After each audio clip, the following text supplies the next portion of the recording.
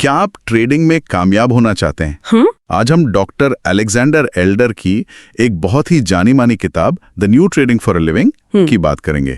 इसका नया एडिशन आया है। हाँ, ये किताब तो मतलब ट्रेडर्स के बीच एक क्लासिक मानी जाती है, बहुत पॉपुलर है। बिल्कुल। तो आज हम ये समझने की कोशिश करेंगे कि आखिर एक सफल ट्रेडर बनने के लिए असल में क्या चाहिए होता है। सही।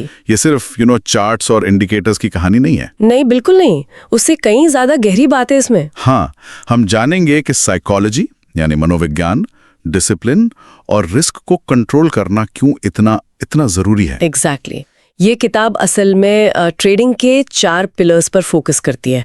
एक तो दिमाग, मतलब साइकोलॉजी। हाँ। दूसरा ट्रेडिंग के तरीके, आपकी टेक्निक्स। ठीक है। तीसरा और बहुत जरूरी रिस्क मैनेजमेंट। ओके।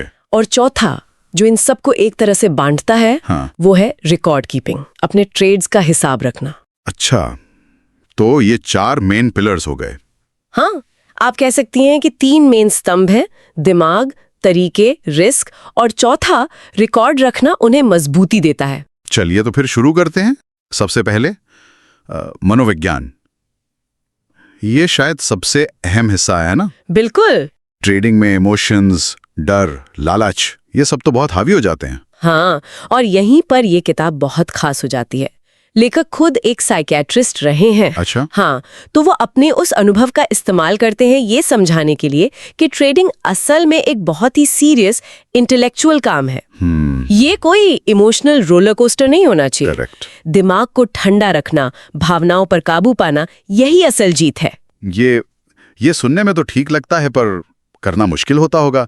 डर और लालच को कंट्रोल करना मुश्किल तो है, और इसके लिए किताब में एक बहुत ही अलग सा नजरिया दिया गया है। क्या? लेखक एल्कोहलिक्स अनोनिमस यानी AA का उदाहरण देते हैं। AA, शराब छुड़ाने वाली संस्था। हाँ, जैसे वहां व्यक्ति पहले ये मानता है कि शराब पर उसका कोई कंट्रोल नहीं है, वैसे ही ट्रेडर को ये मानना सीखना होता है कि उसकी अपनी भावनाएं, उसके आवेग, वो उससे गलतियां करवा सकते हैं। अच्छा, मतलब अपनी कमजोरी को स्वीकार करना। बिल्कुल। और घाटे को पर्सनल फेलियर की तरह नहीं देखना। हाँ, ये नहीं कि मैं हार गया। एग्जैक्टली। उसे बिजनेस के एक हिस्से की तरह देखना, एक कैलकुलेटेड रिस्क की तरह। ये सोच बदलना बहुत जरूरी है। ये वाकई दिलचस्प बात है, भावनाओं तो स्वीकारना। और आपने अनुशासन की बात की है। किताब में महिला ट्रेडर्स को लेकर भी कुछ कहा गया है। हाँ, ये भी एक इंटरेस्टिंग पॉइंट है। लेखक का मानना है, और वो कुछ आंकड़ों का हवाला भी देते हैं, कि महिला ट्रेडर्स अक्सर ज्यादा सफल होती हैं। ओह, क्यों? क्योंकि वो शायद स्वभाव से ज्यादा अनुशासित होती हैं, और उनमें वो मर्दों वाला ईगो, वो अहम, वो कम होता है। अच्छा। और ट्रेडिंग में ईगो बहुत खतरनाक साबित हो सकता है। तो ये बात फिर से वही अनुशासन और इमोशनल कंट्रोल के महत्व पर आ जाती है। सही कहा, ईगो तो डुबा सकता है। अच्छा, अब आते हैं रिस्क मैनेजमेंट पर, यानी जोखिम संभालना। ये शायद किताब का सबसे अपडेटेड हिस्सा है। हाँ, इसमें काफी प्रैक्टिकल बातें हैं, और इसमें एक कॉन्सेप्ट है माइनस सम गेम का। माइनस सम गेम, इसका क्या मतलब है? इसका मतलब है कि आप जैसे ही बाजार में कोई सौदा करते हैं ना, आप असल में शुरू होने से पहले ही थोड़े पीछे होते हैं। हैं? वो कैसे? कमीशन की वजह से, ब्रोकरेज जो आप देते हैं। हाँ, वो तो है। और स्लिपेज की वजह से भी, मतलब जिस दाम पर आप खरीदना या बेचना चाह रहे थे, सौदा उससे थोड़ा अलग दाम पर हुआ। अच्छा, हाँ, वो गैप। हाँ, तो ये छोटे छोटे खर्चे लगते हैं, पर लंबे समय में, खासकर अगर आप ज्यादा ट्रेड करते हैं, तो ये काफी असर डाल सकते हैं मुनाफे पर। बिल्कुल, ये वो पहली बाधा है जिसे कई नए ट्रेडर्स नजरअंदाज कर देते हैं। लेखक तो कहते हैं कि अपनी पूंजी की रक्षा ऐसे करो जैसे स्कूबा डाइवर अपनी हवा की करता है। वाह, क्या बढ़िया एनालॉजी है। पूंजी ही तो ऑक्सीजन है ट्रेडर की। एग्जैक्टली। ठीक है।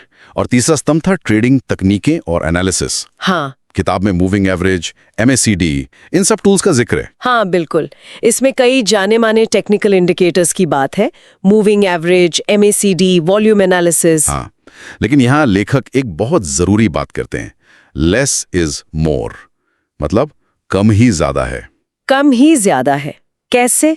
मतलब अपने चार्ट्स को बहुत सारे इंडिकेटर से भर देना, वो ठीक नहीं है। अच्छा। उससे कंफ्यूजन बढ़ता है, जिसे कहते हैं ना एनालिसिस पैरालिसिस। हाँ, और कभी कभी तो वो एक दूसरे के उलट सिग्नल भी देते होंगे। बिल्कुल। तो बेहतर है कि कुछ चुने हुए भरोसेमंद टूल्स को अच्छे से समझें और इस्तेमाल करें। भीड़ लगाने से फायदा नहीं। सही बात है। अच्छा, और फिर आता है चौथा फैक्टर जो इन सबको जोड़ता है, रिकॉर्ड रखना। हाँ, रिकॉर्ड कीपिंग। ये सुनने में शायद सबसे कम एक्साइटिंग लगे।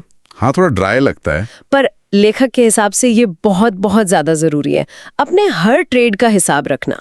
क्या मतलब? जैसे डायरी लिखना? हाँ, एक तरह से। ट्रेड क्यों लिया, कब लिया, नतीजा क्या रहा, क्या सोचा था, क्या हुआ, क्या सही गया, क्या गलत हुआ, सब कुछ। यही अपनी गलतियों से और अपनी सफलताओं से सीखने का सबसे अच्छा तरीका है।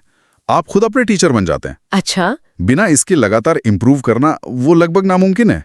तो अगर मैं इसे समेटूं, हाँ, तो मतलब कोई जादुई फॉर्मूला या सीक्रेट सिस्टम जैसी चीज नहीं है सफल ट्रेडिंग के लिए? बिल्कुल नहीं, कोई ब्लैक बॉक्स नहीं है। ये असल में दिमाग पर काबू, हाँ, मनोविज्ञान, एक अनुशासित रणनीति, ट्रेडिंग तकनीकें, पैसों को बचाने के सख्त नियम रिस्क मैनेजमेंट, और इन सब का हिसाब किताब रखना, रिकॉर्ड कीपिंग। हाँ, इन सब का कॉम्बिनेशन है। किताब का निचोड़ यही है कि सफलता बाहर के राज ढूंढने में उतनी नहीं है जितनी अपने अंदर झांकने में है। अपनी भावनाओं को समझने में, अपनी कमजोरियों को पहचानने में और सबसे जरूरी अनुशासन में रहने में है। आप बाजार को कंट्रोल नहीं कर सकते, पर आप खुद को कंट्रोल कर सकते हैं। यही सबसे बड़ी बात है। बिल्कुल। तो इस पूरी बातचीत के बाद एक सवाल शायद सोचने लायक है क्या? कि क्या ट्रेडिंग सिर्फ बाजार को समझने का खेल है या ये खुद को समझने का भी एक गहरा तरीका है? बहुत अच्छा सवाल है।